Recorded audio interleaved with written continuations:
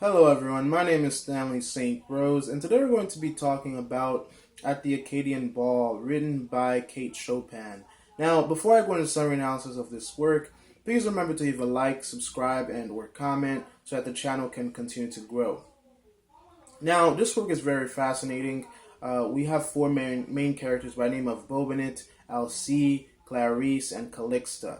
There are other characters, there are other significant characters, but these are the four people that we really follow within the short story. Keep in mind that this is the first of two short stories. This is the prequel, and there is a sequel to this. I will be making a summary on the sequel. I'll probably upload it tomorrow, so be sure to check the channel. It's called Storm by Kate Chopin, and it's very fascinating, and it really allows you to get the ending of the short story and figure out how the story of these characters end. In my own personal view, I think that these two short stories, they're not. It's not a novel, but I wish it was a novel because the sequel to this short story, I think it's better. It's fascinating, and it has more drama within it. And there's some betrayal within it too. So the sequel, very interesting. I think you guys should check that out if you're interested in At the Acadian Ball. So let's go into the summary. Let's talk about what happens in this short story that we're talking about today. So in At the Acadian Ball, what happens is we have this community where everyone is at the age where they want to get married, or they want to find a husband, or they want to find a wife. And so the Acadian Ball, the way that it's described, the way that it's presented, you have all of these young people within this community. They're coming to this dance. They're coming to this prom-like evening, to this prom-like event, and they are going to find suitors. They are going to find their husbands. They are going to find their wives. So Bobinette is there. Bobinette, there's a huge preparation for this, of course, because this is a very important ball. All the women are getting dressed up. All the women are prepared for themselves, wearing their fanciest clothing. Their hair is all done. They're looking good. The men are dressed in their most expensive attire. They're dressed up. They're showing that they have finances, that they have power, that they have prestige, and so everybody's kind of like sizing everyone up at the Acadian Ball. Bobinette, he is in love. He is obsessed with this girl by the name of Calixta. Calixta is a very interesting character. Her name, I looked up her name, and it means beauty. It's in that ballpark of something beautiful, something that has no match, because she's a very beautiful woman, a white, blue-eyed, blonde hair, beautiful woman every man wants, and every other girl hates because she's so beautiful, and every guy wants her. Everyone, Alcée is another important character. A lot of girls are after him because he looks good, and he also have finances and enough to take care of a woman to have a family. Bobinette is not as charming and as alluring as Alcée is. So although he has power, although a lot of women would want him, Bobinette is not as attractive and as alluring and as they're not lusting. So the way I would explain is that both of them have finances. Both of them have the ability to take care of a family, to raise a family. But Alcée is more of the charmer, more of the guy that everybody wants because he looks good and he can speak and just grab everyone's interest. Bobinette is more of a hard worker. He has the money, he has the wealth, but he's not that enticing individual that the girls are dreaming about. So at first, before everybody even goes to the ball, before the ball even happens, we meet Clarice. Bobinette wasn't even going to go to the ball because he knows that he has a lot of finances. He knows that all the girls are after him, so he didn't even want to go to the ball because he knows that he could have anyone he wants. So why would he? The only reason why Bobinette decides on going to the ball is because he hears that Alcée is going to the ball. Now Clarice is supposed to be getting married to Alcée. They're supposed to be together. Alcée at first he was thinking about being with Clarice. But one night when the Acadian Ball was about to happen, things weren't as solid between Alcee and Clarice, and so Alcee ends up sneaking out of the house and goes to the Acadian ball. At this point, it's almost like Alcee and Clarice, they were betrothed, they were set to get married, but nothing was set in stone yet. They didn't go to church and put rings on yet and all that kind of stuff. So it was, we're gonna get married, but nothing's set in stone. So during the night that the Cadian ball is happening, Alcee sneaks out of the house, and Clarice sees him talking to a slave, and basically, what ends up happening is that the slaves tells Clarice that Alcee is going to the ball, and she is not happy. She ends up getting dressed herself, getting prepared herself, and she chases after her man, because everyone knows that the Acadian ball is not a simple thing. It's a celebration, an event that is put together for young people to find suitors, to find who they want to be with.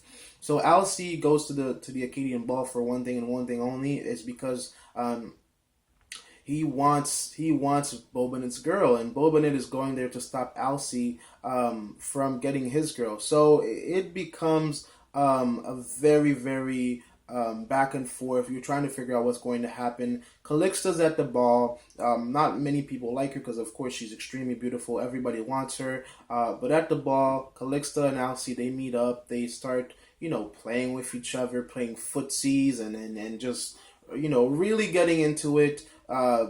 He's playing with her hands. She has a ring in her hand. Alcee's trying to take it away. They're just trying to find an excuse to touch each other, to play with each other.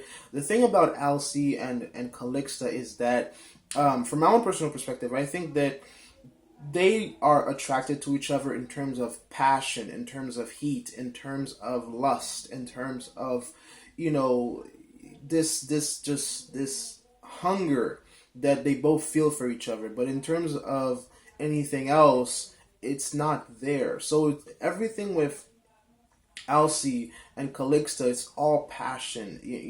And when we talk about the storm, we'll develop that more, and I'll tell you guys more about who they are and what happens between them. But since the beginning of the short story, while you're reading it, you can see that Alcee and Calixta, it's just pure lust. And so the thing is, like, from my own perspective, I think that it's the same thing with Romeo and Juliet, because if you know the story of Romeo and Juliet, they're star-crossed lovers, but it almost seems like it's mostly about lust, because Romeo and Juliet, they barely knew each other, but they fell in love at first sight.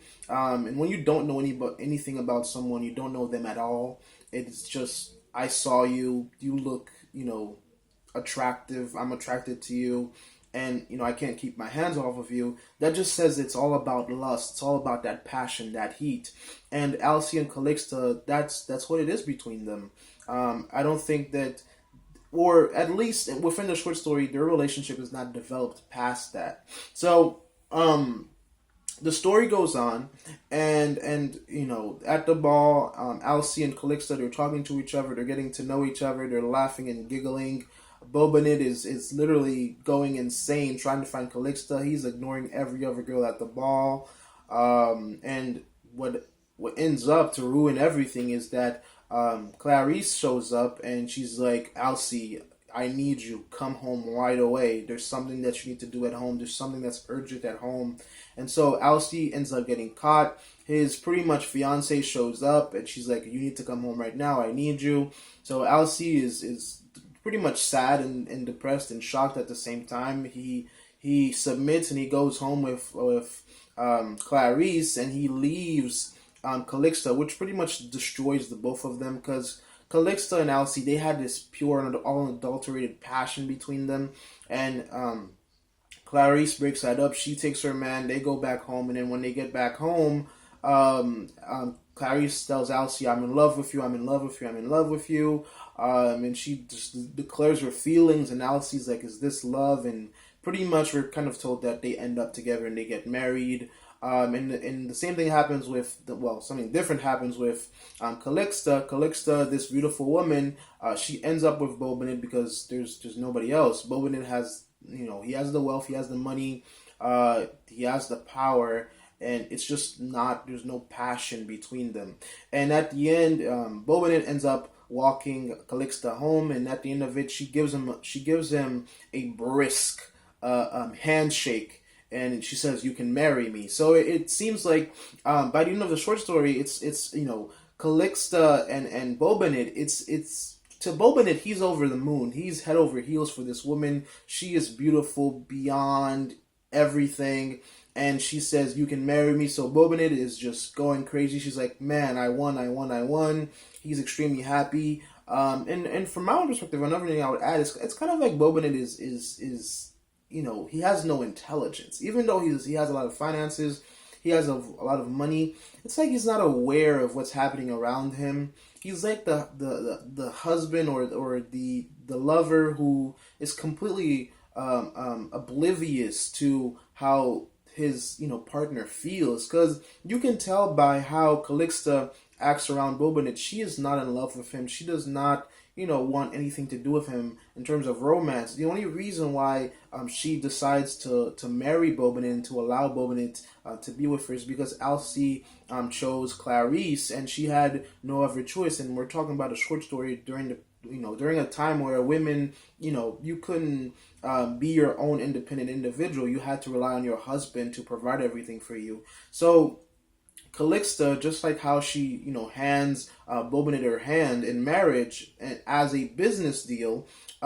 she was doing it in terms of finances, in terms of protecting herself, in terms of having a future. She was not doing it in terms of love, which is very, I think that sticks to the tradition of how the world has been for forever. I mean, it's not until I would say the 20th century. I mean, yeah, I would say the 20th century. I mean, before the 20th century, yes, people were choosing their partners for life to get married and all of that, but women didn't have the type of freedom, the true and the true freedom to choose who they want to marry, who they want to spend their lives with, because they had to think about finances, they had to think about their future, and the only future that they could have was by marrying somebody that already had money. And so, Calixta, she makes the decision in terms of she's thinking as a businesswoman, as I'll marry this man, I'll have his kids, I'll take care of his house. It gives me security since I couldn't have the man I truly love. So Bobinit is happy. Calixta, she's not happy, but at least she's financially secure. Clarice and Alcee end up together. And later we find out more about what happened to these characters, but that's how the short story ends, with these two couples ending up together. Clarice and Alcee and Calixta and Bobinit. We know for a fact that there is this passion, this passion that's been extinguished by Clarice between Alcee and Calixta. And when we get to, if you watch The Storm, wow, I said watch The Storm. Well, I mean, that has a lot to do with the short story that follows this. If you watch that video where I covered The Storm, I will be uploading that soon. You'll find out how this ends up, and the conflict that rise between these two couples, and how some people just stay oblivious no matter what happens. In terms of analysis, in terms of deeper meaning, there's a lot that come up within the short story. We know Kate Chopin, she was raised by women, by the matriarchs in her family. She wrote The Awakening. She's all about women independence, women freedom, women going after what they want. And we do see that within this short story. Clarice, even though that she was left home, her potential suitor leaves her home in the middle of the night. She gets up, she, finds transportation, she gets herself to the Cadian ball, and she's like, Alcee, you're going home with me, you're marrying me, I'm making this decision. So she wasn't just sitting around waiting for a man to marry her. She literally put her foot down and married Alcee. And, he had no choice. So that says a lot about the time and the idea that's going on within this work. Calixta, it's the same thing with Calixta. Calixta is just, she, in a way, she's not a fighter. She's not fighting for independence, but at least um, she knows where she stands. She knows where she stands, and even though she's not getting her independence, at least she's making a business deal. She decides, because the thing is like Calixta, even though she doesn't have independence, even though she doesn't have the ability to make to have go get a job and go into the world of business, at least she can choose who she can marry and figure out how she can secure her future. And Bobanet, the only reason, and the thing is like Calixta would have married if it wasn't for Alcee. The only person that she loved was Alcee, so she could have married any other guy she wanted. The only reason why Calixta marries Bobanet is because he had more money. He had more money than the other suitors. So it's all about wealth and power and finances. Bobanet is just an idiot. He doesn't know that Calixta doesn't really love him. And Clarice, pretty much, she herself knows that Alcee probably has some feelings for other girls, specifically Calixta, but she is willing to still get married to him and have a family with him because there's the same thing about power and prestige and wealth that resides with Alcee and her. So that's the short story. It's you see women independence, freedom, and the idea of passion and lust that is played within the short story, and we'll get more about pure passion and lust within the storm. And that's pretty much it. That's all I had to say about the short story. Please remember to leave a like, subscribe, and or comment, and I'll see you guys in my next video.